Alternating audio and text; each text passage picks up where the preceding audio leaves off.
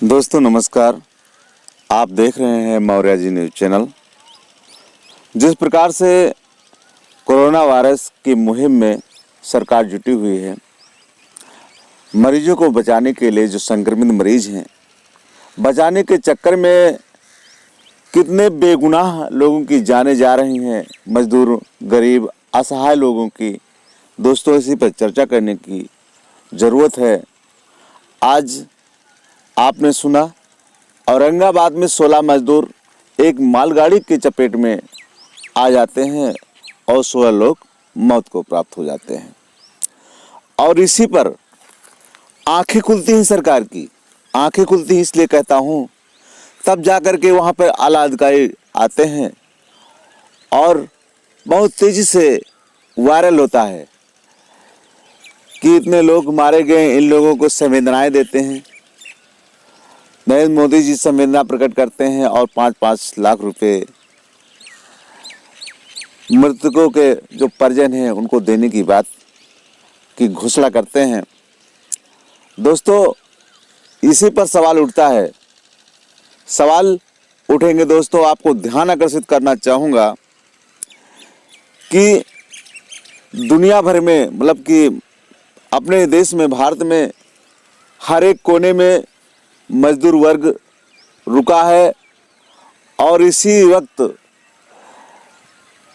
CM, PM ये appeal करते हैं लोगों से, धैर्य बनाए रखें, सभी को अपने अपने राज्य में लाया जाएगा। लेकिन उनके लिए कोई अच्छी व्यवस्था नहीं की जा रही है, कोई दिन तारीख नहीं बताया जा रहा है कब तक उनको धैर्य रखना पड़ेगा।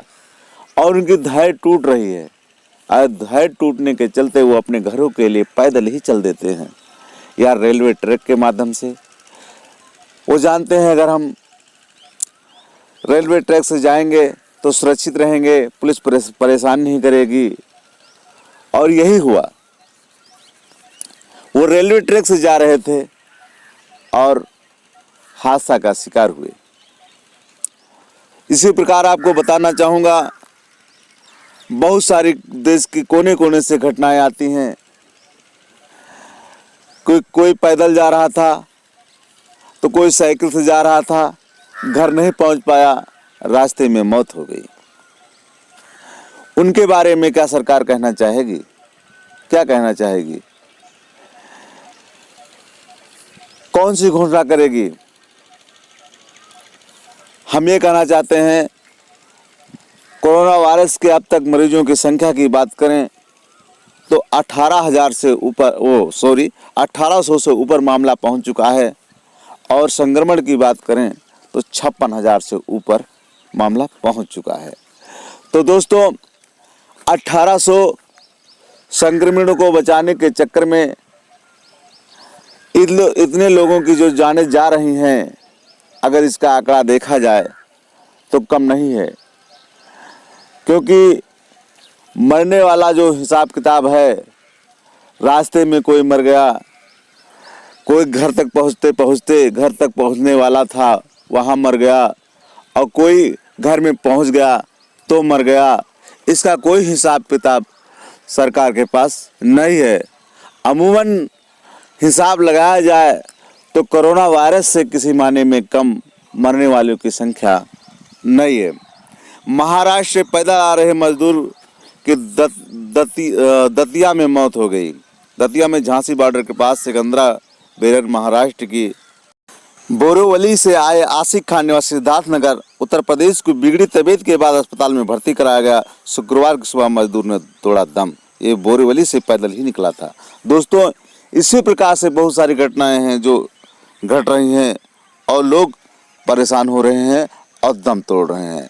ये क्यों हो रहा है, इस पर सवाल उठना चाहिए दोस्तों, लेकिन सवाल नहीं उठाते लोग, यही कमी है। विपक्ष सवाल उठाए, लोग सवाल उठाएं। और कोई साइकिल से निकला है, कोई, जो नीतियां हैं इसी प्रकार बनाई जा रही हैं, इसीलिए ऐसा हो रहा है। इस बात को समझने की ज़रूरत है।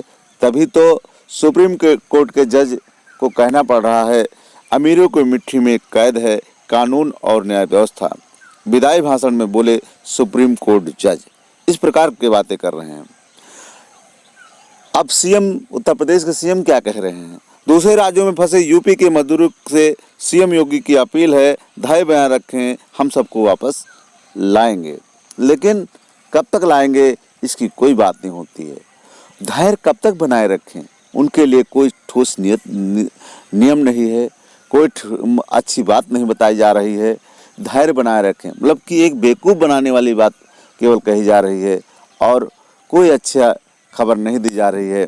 तो दोस्तों, इसी प्रकार की बातें बताई जा रही हैं जो कि गलत है।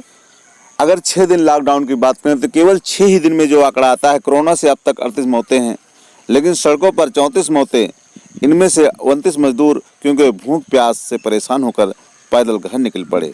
तो दोस्तों, जब 38 मौतें कुल 6 दिन में 38 मौतें होती हैं, किसके? कोरोना के 38 लोग मरते हैं, तब जाकर के 34 मौतें होती हैं और 29 मजदूरों की मौत हो जाती हैं क्योंकि भूख प्यास से परेशान होकर पैदल घर निकल पड़े थे। तो दोस्तों, कमेंट के माध्यम से हम जानना चाहेंगे कि ये सब जो लोग मजदूर मर रहे हैं, ये क्यों मर रहे हैं? इसमें किसकी कमी है? कमी साफ दिखती है। आज कोरोना वायरस को बचाने के चक्कर में, कोरोना से लोगों को बचाने के चक्कर में मजदूरों के लिए, गरीबों के लिए जो नियम बनाए गए हैं, इन नियमों में कमी है, नीयत की कमी है। ठोस सही नियम और गरीबों को ध्यान में न रखते हुए जो नियम बनाए जाते हैं, यही कमी है। आपकी क्या राय है? कमेंट के माध्यम से बताएं, क्यों गरीबों को ये सब झेलना पड़ रहा है? हम आपके कमेंट का इंतजार करेंगे। और लास्ट तक वीडियो देखने के लिए बहुत बहुत धन्यवाद दोस्तों। अगर आप पहली बार चैनल पर आए हैं तो चैनल को सब्सक्राइब कर लें और साथ में बेल आइकन घंटी को दबा दें ताकि लेटेस्ट न्यूज़ सर्वप्रथम मिलती रहे।